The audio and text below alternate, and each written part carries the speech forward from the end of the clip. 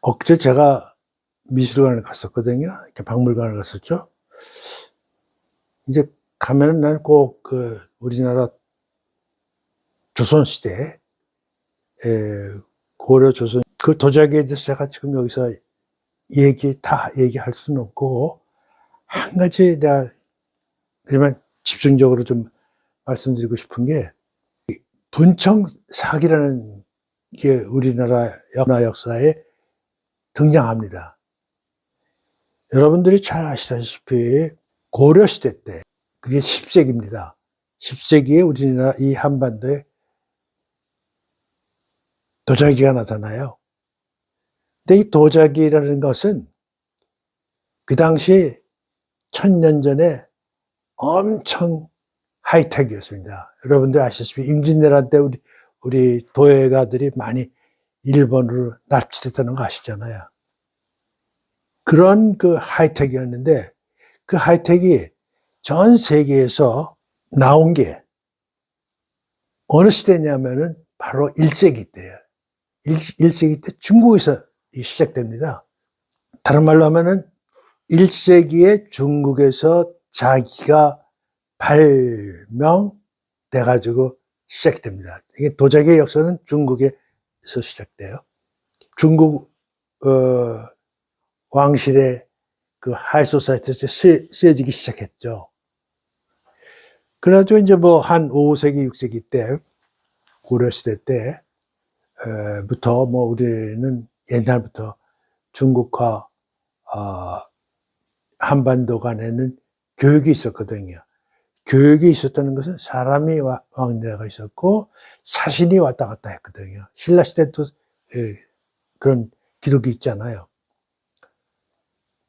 그런데 가니까는 대접을 할 거 아니에요. 사신이 왔으니까는. 자기가 나타난 거예요. 그러니까 이게 거기 갔던 사신들이 너무나도 신기한 거예요. 신기하니까는 그걸 갖고 오고 싶어 했을 거 아니에요. 뭐 문익점이가 소음, 씨앗을 갖고 온 것처럼. 근데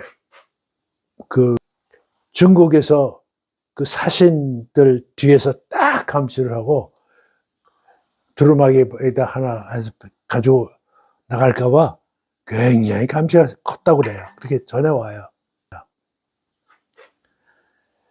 그 10세기, 1000년이 지나서 10세기 때 중국이라는 큰 나라에 정치 바람이 막 해서 그 사태가 불어나게 돼요.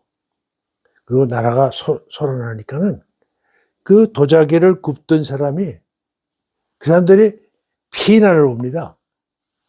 그게 어디로 피난을 오냐면 전라남도 강진으로 옵니다. 그게 지금 우리나라의 고려자기의 발사지가 강진으로 되어 있어요. 가서 강진에 가시면 그 심볼이 고려자기입니다. 글로 와요. 와가지고는 중국 사람이 배를 타고 왔으니까는 이제 1차적으로는 이제 왜 왔냐 이제 이거부터 시작했겠죠. 근데 내가 도자기를 굽는 사람이요 하니까는 그게 꼭 조정호도 연락이 가요. 조정에서 이게 웬일이냐. 약간 좀 드라마틱하게 표현하는데 이게 웬 떡이냐 해가지고 영접을 해요. 왜냐면 그 사람은 오늘날의 개념은 하이텍이에요. 하이텍 기술자였어요. 그래서 거기서 도자기를 구워가지고 와요. 그게 우리나라 도자기의 시작이에요. 그게 고려시대 시대 말기 고려시대입니다. 그래가지고 이제 와서 우리가 도자기를 이렇게 보면 그 잘못 만든 것도 있을 거 아니에요. 실패작도 있을 거 아니에요. 그 실패작이 없어요. 그 능숙한 기술자들이 만들었기 때문에 도자기에 실패된 도자기를 못 봐요. 주로 왕실에서 사용했어요. 그죠? 깨끗하고 단아하고 정성이 깃들인 자기죠. 그 후에 이 도자기가 중국의 그 대륙에서 북동원에서 이 한반도로 오는 루트도 있었어요. 근데 이제 시작이 전라남도 강진에서 시작했다는 걸 말씀드리고, 근데 저는 그 도자기 역사를 해서 참 재미있는 현상이 하나 있어요. 그게 뭐냐면 도자기들을 만든 사람이 다 그 관료에서 만들거든. 근데 관료에서 그 다 공무원들이었거든, 당시에. 근데 고려국에서 조선국으로 넘어오면서 나라가 이 나라의 내라는 아니지만 얼마나 흉흉했겠습니까? 그러니까 재정적으로 어려웠을 거예요. 예. 그러니까 그 관료들을 퇴직시켜요. 예? 해직시키는 거죠. 해직시키니까 이 사람들이 다 뿔뿔해져요. 뿔뿔해져가지고 경상도에도 가고 전라도에도 가고 이렇게 다시 거기서 이렇게 충청도, 경기도 이렇게 뿔뿔해져요. 해져가지고 그 사람들이 먹고 살아야 될 거 아니에요. 또 자기는 그 고령토라고 정제 흙인데, 그런데 이 사람들이 뿔뿔해지니까는 살아남기 위해서 그거는 못 되고 그 점토를 찾아내서 그걸 가지고 이 자기를 만듭니다. 그러니까 개인 사업가로서 만든 거죠. 먹고 살기 위해서. 그래가지고 만들어낸 게 바로 분청사기입니다. 근데 이 분청사기가 15세기에 나타나서 한 250년 동안 존재해요. 그리고 사라져요. 나라가 그만큼 또 다시 재정적으로 건전해지니까는.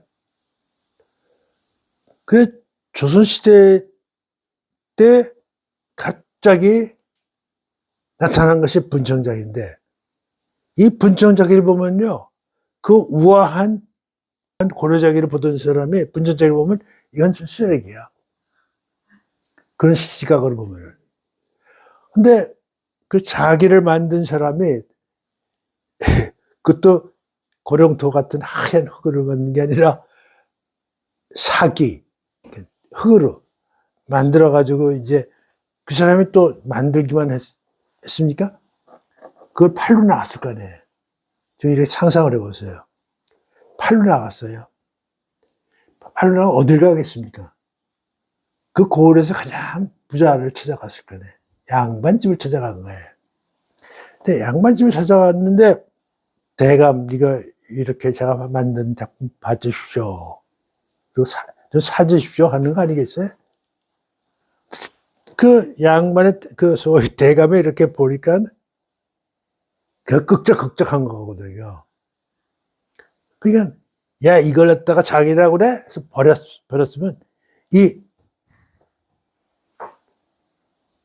이거는, 이 예술품은 없어졌던 거예요. 그런데 그 양반이, 야, 보니까 재미있네. 가져와봐. 그래서 본 거예요. 보니까는 그것이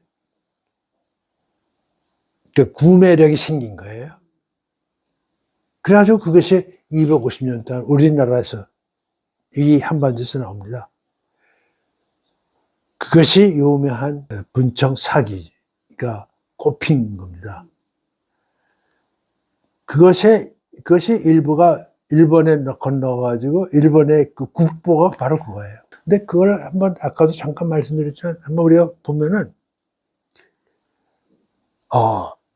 그 양반 계급이 고려작이라는 우아한 것을 보다가 이것을 보고 야, 그거 참 그 나름대로 재밌네 하고 귀하게 받아들인 것이, 그게 나는 엄청난 그 문예, 예술 감각이 없으면 그건 못한다고 생각했어요.